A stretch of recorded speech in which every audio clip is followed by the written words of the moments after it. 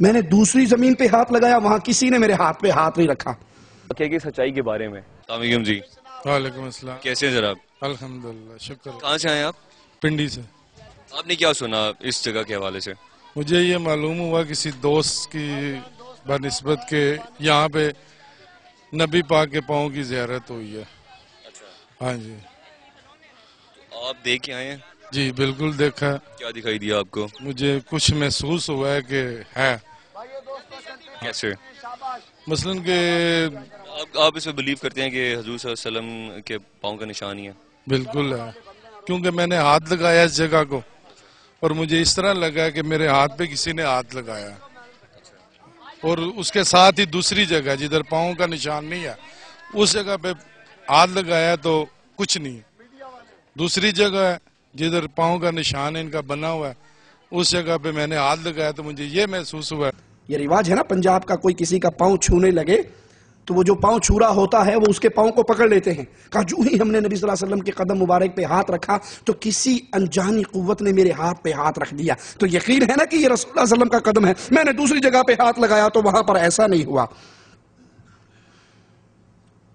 اہل شرک عوام کو دھوکہ دیتے ہیں، یہ دھوکہ دیا، یہ قدم بنایا اور کہا یہ نبی صلی اللہ علیہ وسلم کا ہے، اور بھول گئے کہ دوسرا بھی بنانا چاہیے تھا۔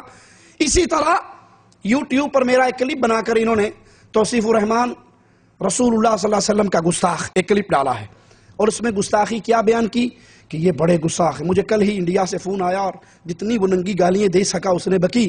کہا گستاخی کیا؟ میں نے کہا بھائی کیوں گالی دیتے ہو؟ کہا تم سے بڑا گستاخ کون ہوگا، تم نے رسول اللہ صلی اللہ علیہ وسلم کے نعلین مبارک کو جوتی کہا ہے، نعلین مبارک کو اس کے لیے لفظ جوتی استعمال کیا ہے، یہ بہت بڑی گستاخی ہے، اور اگر تو ہمارے کہیں قریب ہوتا تو منڈی کاٹ دیتے، اتنا بڑا جرم ہے۔ ہم کہتے ہیں آپ اللہ کے نبی صلی اللہ علیہ وسلم کے بارے میں جب اپنے مولویوں سے سنتے ہو اللہ کے لیے عقل کرو، صرف اندھے ہو کر نہ گرو، تو کیا آپ کے مولوی یہ نہیں کہتے کہ نبی صلی اللہ علیہ وسلم کی مبارک زلفیں؟ کہتے نہیں کہتے؟ تو یہ زلف عربی کا لفظ ہے یا اردو کا؟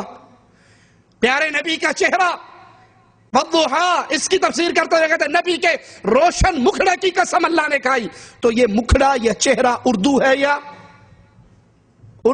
عربی؟ آپ کے پیارے ہاتھ اردو ہے یا عربی؟ چہرے کا آپ نے وجہ کا ترجمہ چہرہ کر لیا، ید کا ترجمہ ہاتھ کر لیا، کوئی گستاخی نہیں ہوئی۔ اور اگر ہم نے نعلین عربی کا لفظ ہے، اردو میں کیا کہتے ہیں؟ جوتی، انگلش میں شوز، تو اگر ہم نے اس کو جوتی کہا کرنے یہ بہت بڑی گستاخی ہے۔ آپ نے اس کو کہا جوتی کیوں کہا؟ اور یہ جو چکوال کے اندر ڈرامہ ہوا ہے یہ گستاخی رسول نہیں ہے؟ یہ اللہ کے رسول صلی اللہ علیہ وسلم کی توہین نہیں؟ اور اس میں توہین کا کتنا بڑا پہلو کہ یہ قدم، یہ نعلین جو نبی کی طرف منسوب کر رہے، اس کا سائز 5 فٹ لمبا ہے۔ کتنا لمبا ہے؟ 5 فٹ لمبا۔ انا للہ و انا الیہ راجعون۔ تمہیں مذاق کرنے کے لیے رسول اللہ صلی اللہ علیہ وسلم کے علاوہ کوئی اور ہستی نہیں ملی؟ ڈنمارک کے ظالم بھی امام الانبیاء کی توہین کرتے ہیں، اور تم محبت کا جھوٹا چولا پہن کر ان سے بڑھ کر توہین کر رہے، وہ بھی خاکے بنا رہے، اور تم بھی نبی کا قدم 5 فٹ لمبا بنا کر پبلک کو کیا بتانا چاہ رہے ہو؟ کیا نعوذ باللہ امام الانبیاء علیہ الصلوۃ والسلام کا قدم مبارک 5 فٹ لمبا ہے؟ تیسرا کہتا ہے میں پنڈی سے آیا، میں نے ہاتھ رکھا، کسی نے میرے ہاتھ کے اوپر ہاتھ رکھا۔ چوتھا کہتا ہے میں ابھی نعلین مبارک کی زیارت کرنے کے لیے جا رہا ہوں، میں نے سنا ہے کہ میلاد شریف والے دن رسول اللہ صلی اللہ علیہ وسلم یہاں تشریف لائے۔ سوال کرنے والے نے کہا اگر میں آپ کو یہ کہوں کہ یہ جھوٹ کی خبر ہے، سچی بات نہیں، جھوٹی من گھڑت بات ہے، تو کہنے لگا میں پھر بھی نہیں مانوں گا، میں اسے سچ مانوں گا۔ سوال کرنے والے کہا کہ جس پیغمبر کی محبت میں آپ اس گھر میں جا رہے ہیں اس کی حدیث کا مفہوم ہے کہ بغیر تصدیق کے بات نہیں کرنی چاہیے۔ کہا ٹھیک ہے میں بھی تصدیق کرنے جا رہا ہوں۔ کہا آپ کو ٹائم لگ جائے گا، ہم پہلے بتا دیتے ہیں کہ جس کو نبی کریم صلی اللہ علیہ وسلم کا قدم کہا جا رہا ہے، نعلین مبارک کہا جا رہا ہے، وہ 5 فٹ لمبا ہے۔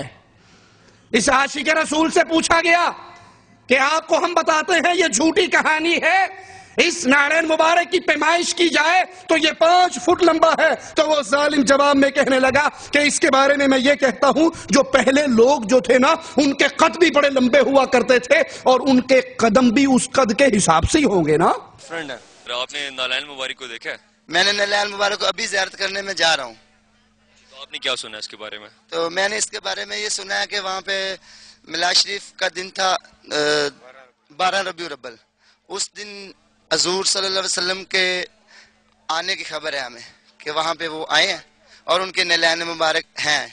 اگر میں کہوں کہ آپ نے جھوٹ سنا ہے تو میں پھر بھی نہیں مانوں گا, میں اسے سچ تصدیق کی ہے, اس کی تصدیق کرنی چاہیے نا ہر چیز کی. تو ابھی میں جا رہا ہوں نا, تصدیق کروں گا. تو جن پیغمبر کے محبت میں جا رہے ہیں انہی پیغمبر نے یہ فرمایا تھا کہ تصدیق کے بغیر آپ بات نہیں کر سکتے ہیں, اس کا مفہوم یہ ہے.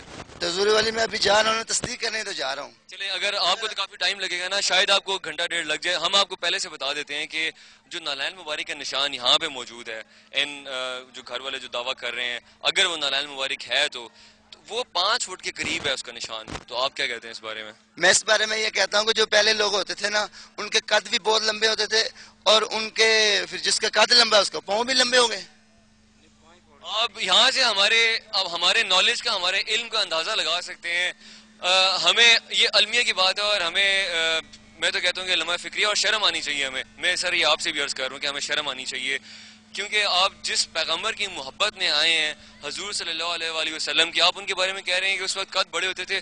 حضور صلی اللہ علیہ وآلہ وسلم کی آپ کے نالج کے لیے عرض ہے کہ قد ایوریج تھا. انا للہ و انا الیہ راجعون, لا حول ولا قوت الا باللہ.